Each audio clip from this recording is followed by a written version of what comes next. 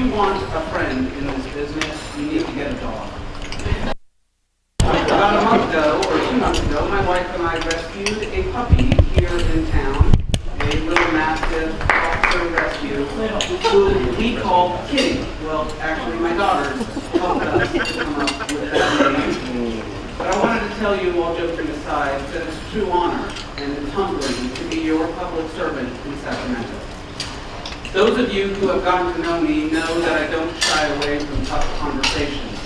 In the emergency room, we call them courageous conversations, that ability to discuss something that was uncomfortable, but that was needed to be said. And this past year has taught me that there are many tough conversations and many issues that are affecting our valley. You know, in this past year, I was named the chair of the Budget Subcommittee for Health and Human Services. It doesn't sound like much, but the state of California spends $154 billion, and every one of those dollars goes through my committee, that I have an opportunity to help to shape and figure out if I can help to bring more resources back to communities that are affected like ours. And so I work hard in my committee to make sure that we're doing the best to create an efficient system, much like I work within my emergency departments to help create a more efficient emergency department.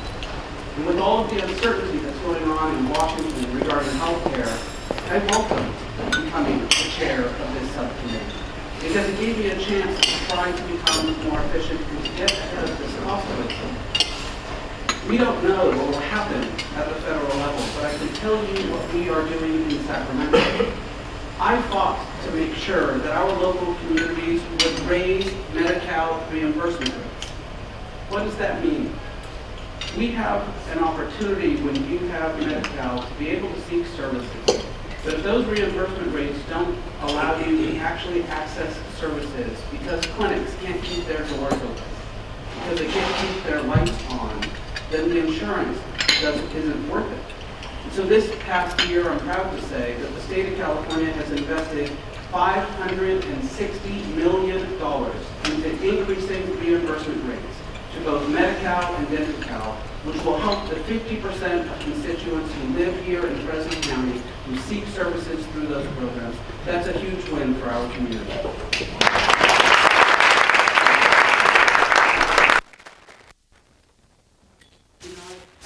That I felt a bit overrun when I was working in the emergency room.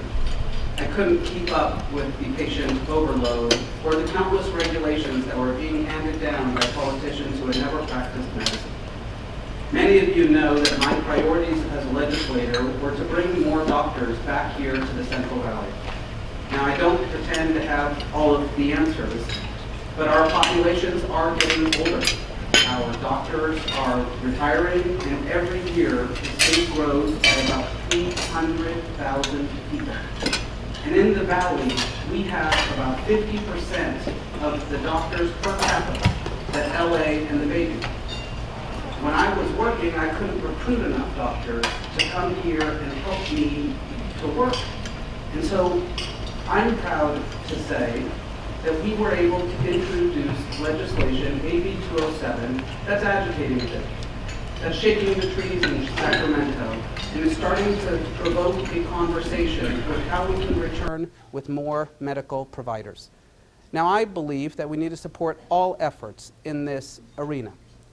There are 2 private efforts trying to bring medical schools back to the Valley, and I'm supportive of them.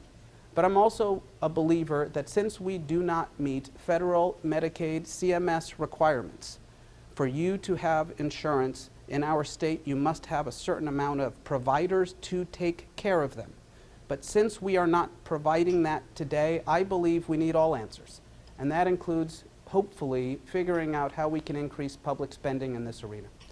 So I've been in discussions with the UC Prime program up in Davis.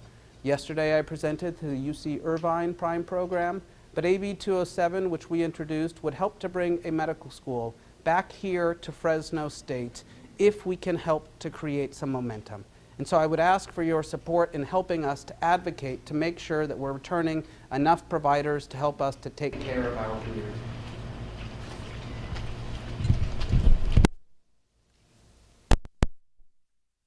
say some of the other programs that we're introducing. Some such as the DNP program that my father helped to introduce. So my dad started a pilot program at Fresno State to teach the first crop of doctors of nursing, people who could help us to train the next nurses of our community. This year, we're carrying a lie to codify it past a pilot, to make it law forever, so that in our community we can train both doctors, nurses, and more medical professionals. I also believe, not just because I have 3 young kids, but because I know that too often in our communities our kids suffer through trauma, that we need to be giving them every opportunity to succeed. Now, I was a product of Fresno Public Schools. I relied on many of the programs that I now help supervise and believe that those programs can give opportunities to our kids today. So one of them that's deeply troubling to me is when I look around and see that we as a community send back nearly $10 million every year to the state because there are red tape and regulations in regards to child care subsidies. I think we can do more. And so what we are looking to do is follow what has happened in 4 other counties where they have instituted pilot programs to help retain those funds within their communities to be able to spend right here. That would translate into 1,300 more child care slots for the county of Fresno alone. 1,300 more kids who could be getting a chance to get an education each and every year. Those are the types of things that we need to be working hard for. You know, I know that it's hard sometimes when you're up in Sacramento because you don't always get the choice of making the popular vote. You know, this year the governor signed SB 1, the transportation bill, in response to our state's $77 billion in road deferred maintenance. Our local roads and streets in our urban and rural cities are in desperate need of repair. And this past winter's heavy rainfall placed an added stress onto our streets, resulting in potholes and car maintenance burdens for our residents. Voting in favor of SB 1 was a difficult decision for me, but knowing that commuter troubles that our people face, and knowing that each city and municipality will now be receiving 104% increase in transportation funding was a deciding factor for me. Money, which will now be available for improvements to 99 and projects like Highway 269 into Huron, which has been plagued by safety issues and flooding. I am pleased to say that just 2 weeks ago, I testified in front of the Transportation Commission and funds were dedicated for the improvements to Highway 269. And I look forward to working with the City of Fresno and the County of Fresno to continue to testify in front of the Transportation Commission so that we can return more funds to our communities. It's time for us to start building roads again and bridges, and I would like to see a dam right here in our community.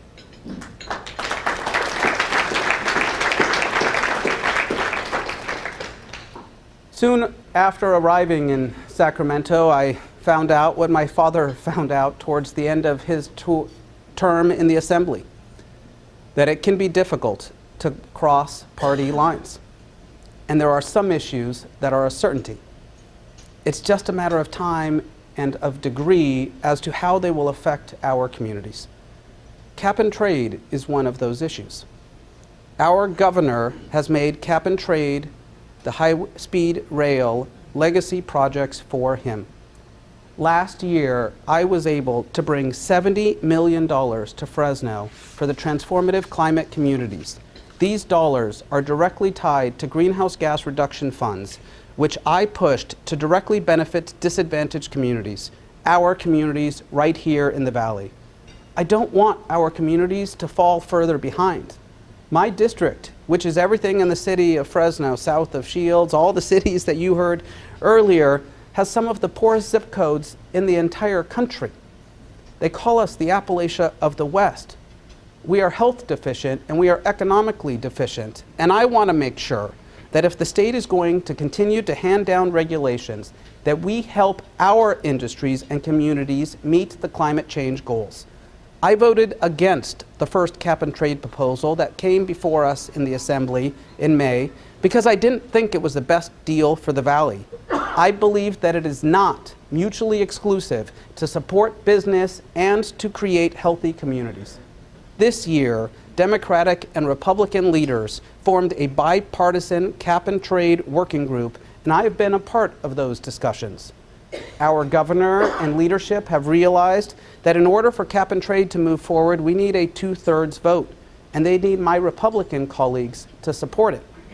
The bipartisan groups has led to a proposal that is now in support of the California Manufacturers and Technology Association, energy producers, cement manufacturers, labor, and many mainstream environmental groups, and from what I heard earlier today, as well as the Chamber of Commerce here for the city of Fresno.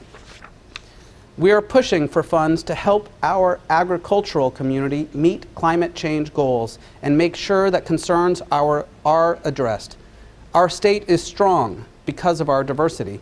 And in recognizing that diversity, we must also recognize that a one-size-fits-all approach is not realistic. If bringing cap and trade, high-speed rail, and transportation dollars, into our communities, I am also pushing for workforce investment opportunities for our people, including making sure that we bring the high-speed rail maintenance yard to Fresno. As the fastest growing part of the state, we need to make sure that we are prepared to meet the rising demand of our economies. This means that we need to make sure that we are training our electricians and our carpenters and our sheet metal workers.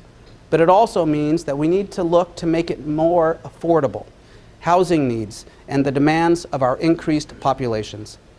It also means that every chance I get, I talk about water. I was born in Delano, in one of the poorest zip codes, and I grew up right off of Belmont and San Pablo, if you know where that is. And as a Valley native, I was born and bred to understand that water is the lifeblood of our Valley.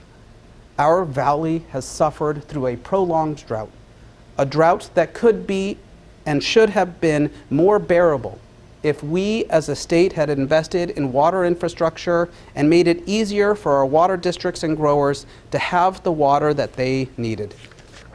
Our Farm Bureau estimates that for every dollar produced on the farm, it generates $3.50 of economic activity, and that Fresno County alone contributes more than $5.6 billion to the state economy. At the same time, in 2015, at the height of the drought, the UC Davis Center for Watershed Sciences estimated that we lost $2.7 billion and 21,000 jobs because of the drought.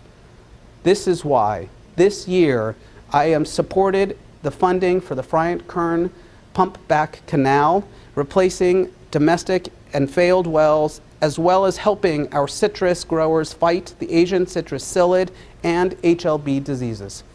I also fought to protect the funding for our FFA students when the administration accidentally endangered funding for CTE programs like FFA. And it is also why this year I am proud and committed to do everything I can to help our San Joaquin Valley JPA get Temperance Flat chosen and built.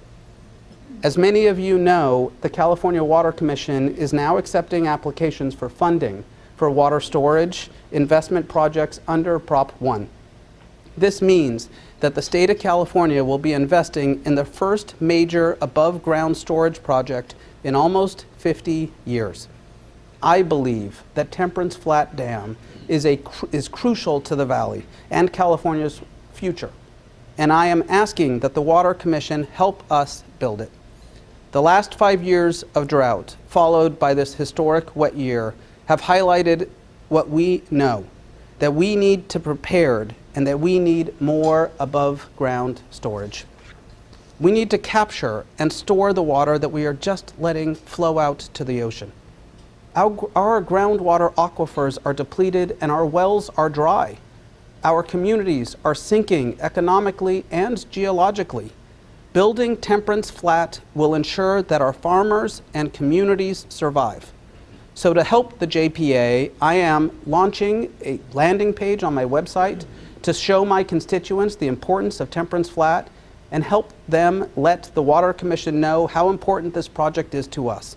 I'm helping to distribute letters of support to members, businesses, and leaders in our community so we can show our valley's unified voice in support for temperance.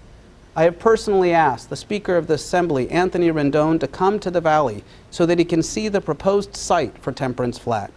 We are trying to make him and some of my fellow Southern California members see that Temperance Flat is important to the state as a whole, especially because it would be the only dam being considered built south of the valley.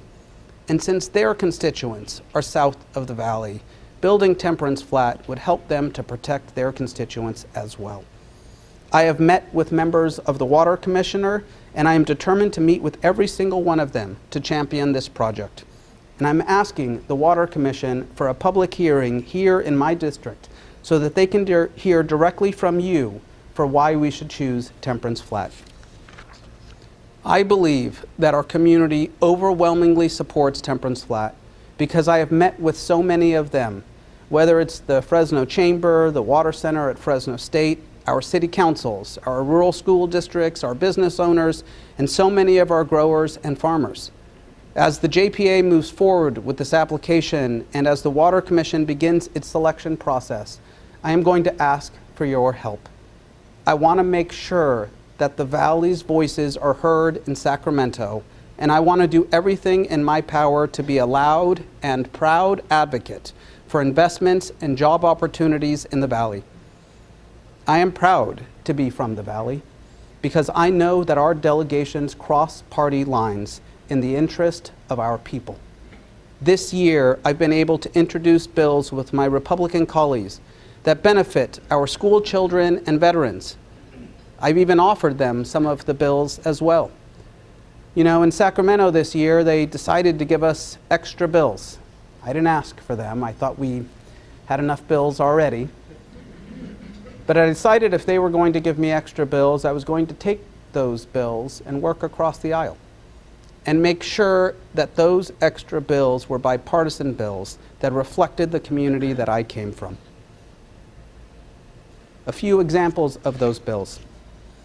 I worked with the Assembly Republican leader Chad Mays on a $4 million budget request to provide educational incentives grants to CalWORKs recipients.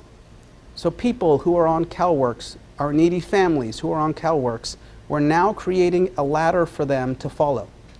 If they get a high school degree while they're on CalWORKs, they'll get $500 extra that month. If they get a college degree, they'll get $1,000. It's teaching them that there's a ladder to climb out of poverty and that education is the tool. This is a bipartisan idea. It does not have to have a certain letter after the name to have a good idea to carry forward, and I was proud to join the Assembly leader in that. I'm also working with Assemblymember Mays to establish a Center of Excellence Workforce Program, a program modeled after the very successful program they have, the Bridge Academy, here in Fresno at the Mosqueda Center. An opportunity for us to figure out if there are efficiencies to learn from counties that are correctly instructing and doing things well. I'm proud of what the Bridge Academy is doing and want the rest of the state to be able to learn from them. I introduced 2 bills with Assemblymember Patterson, one to better track veteran suicides here in the state of California, and another, which was just signed this past week, and it's my first bill to be signed, to make CART a permanent program. CART, the wonderful charter school that's there in Clovis. I'm working with a bipartisan group of legislators on a package of bills that would also improve workforce development. And finally, I am proud to say that we have bipartisan authors, co-authors on the bill for the Doctor of Nursing that I spoke about earlier. I will continue to look for every opportunity to work collaboratively with all of my colleagues. I will also continue to meet and work with our local businesses to hear their concerns about proposed state legislation. I have had the opportunity to meet with many of the local businesses over this last year, and it's helped form my position on a number of key pieces of legislation. I've enjoyed hearing from our local businesses, and I look forward to working with you and with our Valley delegation to identify ways that we can bring jobs and opportunities for our communities. Thank you all for your time.